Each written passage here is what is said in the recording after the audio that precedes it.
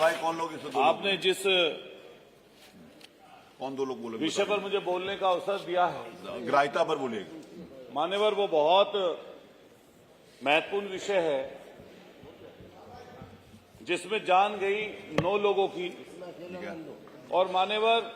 60 से 70 लोग उसमें घायल रहे। और ये हादसा उस समय पर हुआ जिस समय पर हमारा कुंभ चल रहा था। एक तरफ कुंभ वाला हादसा था और दूसरी तरफ बड़ौद में, बागपत के बड़ौद में ये बड़ा हादसा हुआ मचान गिरने से। जो हमारा जैन धर्म है वो प्रतीक है अहिंसा का। जैन समाज हमारी भारतीय संस्कृति का एक अभिन्न अंग है। मान्यवर, प्राचीन श्रमण संस्कृति का ये अनुसरण करता है। जो हमारा जैन समाज है वो अहिंसामय धर्म है और प्रकृति के सूक्ष्म से सूक्ष्म जीव के प्रति उसके अंदर करुणा का, दया का और रक्षा का भाव है। ये ऐसा धर्म जो राष्ट्र निर्माण में अहम योगदान मान्यवर देता है। इसकी खासियत यह है कि कम आबादी या अल्पसंख्यक समाज होने के बावजूद भी ये इस देश में सबसे ज्यादा जीएसटी टैक्स देने का काम कर रहा है। मान्यवर, जैन समाज के लिए मान्यवर ये ख्याति जैन समाज की है कि जैन समाज सबसे ज्यादा गौशालाएं संचालित करता है। हमारे जैन समाज की मान्यता है कि हर शहर में जैन समाज से संबंधित धर्मशालाएं, जैन समाज से संबंधित आपके विद्यालय, महाविद्यालय, ये सब जगह आपको आसानी से नजर आ जाएंगे। मैं मान्यवर आपके माध्यम से ये कहना चाहता हूं कि जब जैन धर्म की बात आती है तो प्रथम तीर्थंकर जो हुए हैं भगवान आदिनाथ और जो अंतिम तीर्थंकर हुए हैं, जो 24वें तीर्थंकर हैं, वो भगवान महावीर स्वामी जी हैं।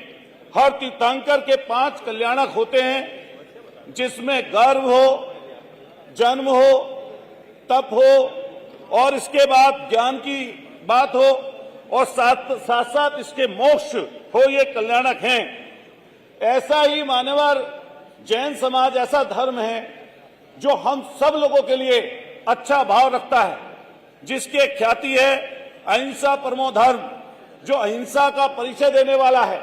और ऐसी अहिंसा जो माननीय गांधी जी ने भी जिसको मानने का काम किया। मान्यवर, मैं उस धर्म की बात इसलिए कर रहा हूं क्योंकि जब उसके साथ हादसा हुआ, ये पूरी की पूरी सरकार मान्यवर जाति और धर्म के द्वेष वाली पूरी सरकार है। जब ये इतना बड़ा हादसा, जो हमारे तीर्थंकर हैं उनके मोक्ष कल्याण पर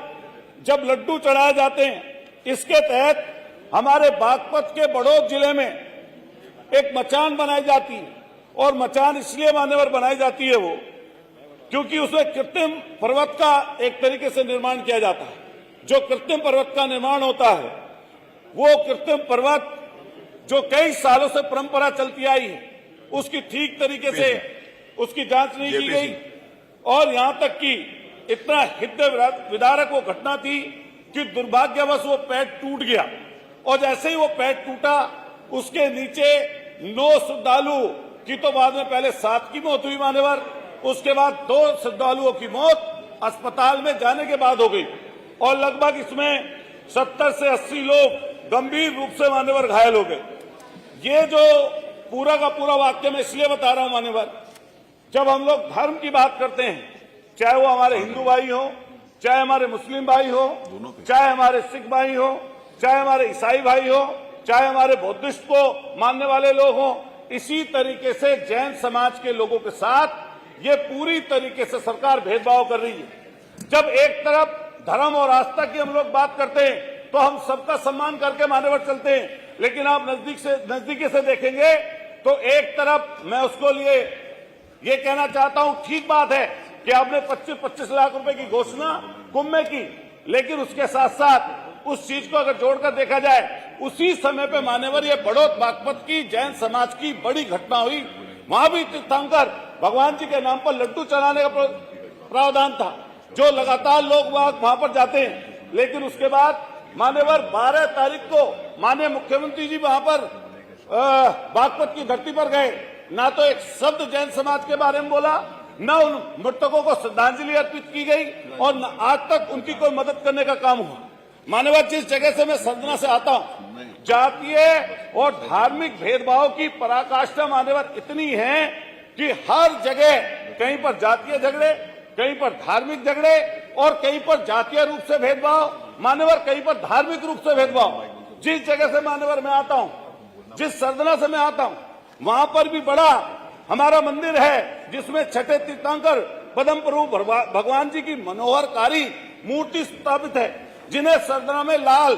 बाबा भी कहा जाता है। वहां से लेकर पूरे देश में इस बात से जैन समाज के लोग व्यथित हैं कि उनके लोगों को मुआवजा नहीं मिला, सरकार की तरफ से कोई आश्वासन नहीं मिला और इतने बड़े बड़े लोग उनके यहाँ पर गए। माननीय सांसद जी भी गए, माननीय वहां के विधायक लोग भी गए और यहां तक कि माननीय मुख्यमंत्री जी पहुंच गए, लेकिन उनके साथ अन्याय हो रहा है। मैं इस नियम 56 के मार्फत ये कहना चाहता हूं कि ये जो भेदभाव है, जो इस सरकार की तरफ से लगातार इस प्रदेश में जो अलग अलग तरीके से जातियों पर, धर्मों पर किया जा रहा है, ये भेदभाव किसी भी रूप में मान्य और स्वीकार्य नहीं है। मैं जिन लोगों की जान गई इस हादसे में, मान्यवर जिन जैन समाज के लोगों की जान गई, मैं उनके नाम आपको बताना चाहता हूँ। तरसपाल जैन जी की जान गई, कमलेश जैन जी की जान गई, सुरेश जैन जी की जान गई, अरुण जैन जी की जान गई, अमित जैन जी की जान गई, शिल्पी बहन की जान गई, विपिन जैन की जान गई, अंजू जैन की जान गई और एक हमारे पंजाबी समाज की महिला थी उषा धमीजा, वो भी वहां पर लड्डू चढ़ाने के लिए गई थी, उसकी भी जान चली गई। आप सोच के देखिए मान्यवर कितनी बड़ी घटना होगी। इतनी बड़ी घटना के बावजूद भी उस पर कोई ध्यान सरकार का नहीं है। ये ध्यान आकर्षण का आपके माध्यम से मैं सरकार से अपेक्षा करूंगा कि जातीय और धर्मों में बांटकर जब सरकारें किसी को देखती है, उस चश्मे से देखती हैं, तो मान्यवर अन्याय होता है। इसका लेटेस्ट उदाहरण मैंने आपको बागपत और बड़ौद का दिया, लेकिन अभी हमारे सरदना में मान्यवर एक सरदना के शिवालका विधानसभा मेरठ की है, वहां पर एक दलित समाज के व्यक्ति की बारात गई और जैसी बारात मान्यवर जा रही थी, मैं सरकार का ध्यान आकर्षण करना चाहता हूं, इतना जातीय भेदभाव है, इस तरीके से किया जा रहा है। और वहां कालंदी गांव में दबंगों के द्वारा एक जो बारात गई थी दलित समाज की, उसके साथ मारपीट कर दी और मारपीट इतनी नहीं, उसकी बहन के साथ भी मारपीट कर दी। और जब इसके ऊपर चाहे बागपत में जैन समाज के लिए प्रोटेक्शन वहां पे धरना प्रदर्शन किया गया मान्यवर, तो उनको भी पुलिस प्रशासन ने धमकाने का काम किया। और इसी तरीके से जब दलित समाज की बात वहां पर उठा रहे थे मेरठ में लोग, तो उन पर 50-53 लोगों पर समाजवादी पार्टी के जिला अध्यक्ष सहित मुकदमा दर्ज कर दिया मान्यवर। ये कहां का इंसाफ है कि एक तरफ आप 25 लाख की घोषणा कर दो और इसमें भी मैं बात करूं मान्यवर, आप कहेंगे कि मैं कुंभ की चर्चा कर रहा हूं, लेकिन नियम 56 के अंतर्गत जब हम धार्मिक सद्भाव की बात करते हैं, धार्मिक समानता की बात करते हैं, तो उसी 28 तारीख को एक हमारे कुंभ में घटना घटी, जो हादसा हुआ, जो हमारे भाई थे चले गए, कई 30 लोग इन्होंने बताया, हालांकि संख्या कितनी अभी तक आई नहीं है,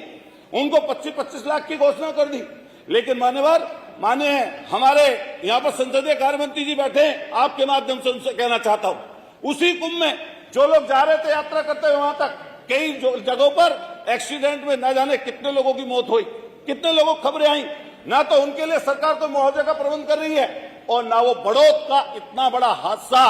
जो जैन समाज बहुतायत में भारतीय जनता पार्टी का वोटर है, लगातार इनको वोट करता है, इस शरीर को, इस पूरी की पूरे देश को सबसे बड़ी जीएसटी अगर कोई देता है तो जैन समाज के लोग देते हैं, उनके साथ इतना भेदभाव किया जा रहा है। पिछले दिनों में अपनी बात खत्म करते हुए कहना चाहता हूं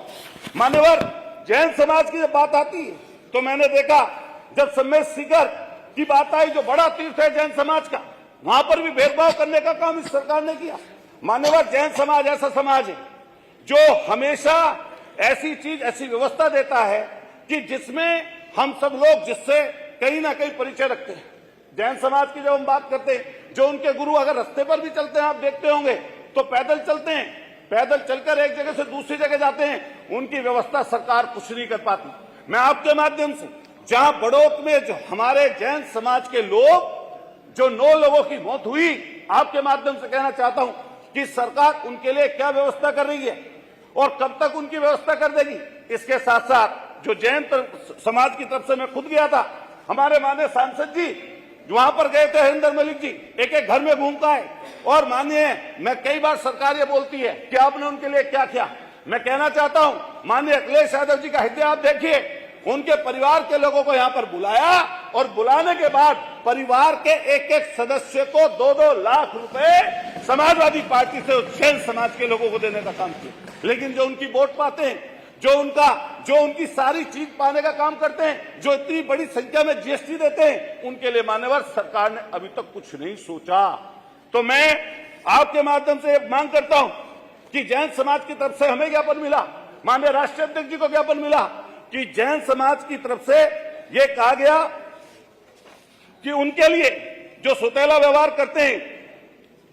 उनके लिए सरकार एक आयोग का गठन करे, जिससे कम से कम जैन समाज के लोग, जैन धर्म के जो तीर्थ हैं, संस्कृति के संरक्षण के लिए जैन बोर्ड का गठन ये सरकार जरूर करे, जिससे कम से कम उन लोगों को बचाया जा सके, उनका संरक्षण करने का काम मान्यवर किया जा सके। मैं इस बात के साथ अपनी बात को समाप्त करूंगा कि सरकार की वजह देखिए, मैंने जैन समाज के लोगों से जब हम लोग मिले, क्योंकि मेरे सरने की विधानसभा में बहुत सारे जैन समाज के लोग हैं। आप देखिए बागपत बड़ौद की जहां की मान्यवर मैं बात कर रहा हूं, वहां पर डिग्री कॉलेज, वहीं पर इंटर कॉलेज, वहीं पर कई धर्मशालाएं जैन समाज की तरफ से संचालित की जाती हैं। लेकिन भेदभाव इतना है कि G20 सम्मेलन इतना बड़ा G20 सम्मेलन हुआ, उसमें 650 ईसा पूर्व जैन समाज को बताया गया। लेकिन जैन समाज के लोगों से जब बात हुई और जब उनके 24 तीर्थंकरों की बात हुई, तो उन्होंने कहा कि रामायण काल से और महाभारत काल से जैन समाज इस जमीन पर आया, इस सृष्टि में आया और बहुत प्राचीनतम समाज है। इसलिए मैं अपनी बात को खत्म करते हुए कहना चाहता हूं कि माननीय सरकार की तरफ से माननीय संसदीय मंत्री जी यहां पर मौजूद हैं। मैं बस सीधे सीधे कहना चाहता हूं, उस समाज की अनदेखी ना की जाए जो जैन समाज के साथ इस सरकार का सौतेला व्यवहार है, वो इसने उजागर करने का काम किया। जो लोगों की वहां पर मृत्यु हुई और जो लोग जख्मी हुए, सरकार उनके लिए क्या व्यवस्था करेगी। वो बहुत गरीब हैं, बेशक कई लोग सोच रहे होंगे जैन समाज है तो पैसे वाले लोग होंगे, लेकिन मैं उनके घर पर खुद गया, हमारे सांसद जी उनके घर पर गए, उनकी स्थिति बहुत दयनीय है। सरकार को उनकी मदद करने का काम करना चाहिए। सरकार को कम से कम 50-50 लाख की धनराशि उनको मुहैया करानी चाहिए, जिसका उनके गुजर बसर हो सके, और घायलों को मदद करने का काम सरकार को करना चाहिए। ये मैं आपकी तरफ से मान्यवर मांग करना